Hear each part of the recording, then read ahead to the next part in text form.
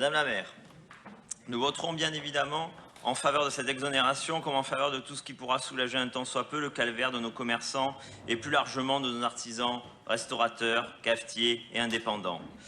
Mais ma première question sera pourquoi si peu et surtout pourquoi si tard? Les commerçants marseillais en appellent désespérément à vous depuis tant de temps.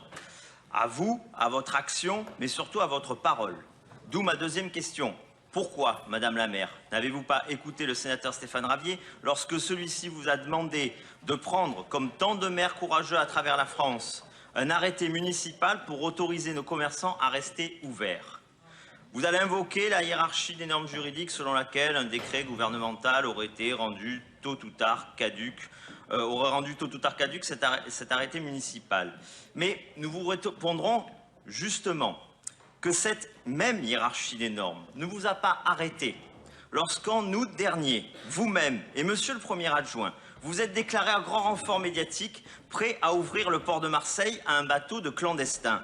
Vous saviez pourtant bien alors que cette décision municipale était illégale car de la compétence gouvernementale.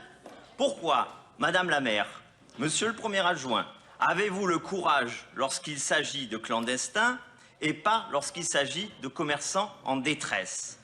Pourquoi ce mépris pour ces commerçants, restaurateurs, indépendants marseillais qui se lèvent tôt, qui ne demandent qu'à travailler, qui paient des impôts, qui ne demandent et ne reçoivent jamais rien, qui financent une solidarité que nous souhaitons nationale et que vous souhaitez sans frontières?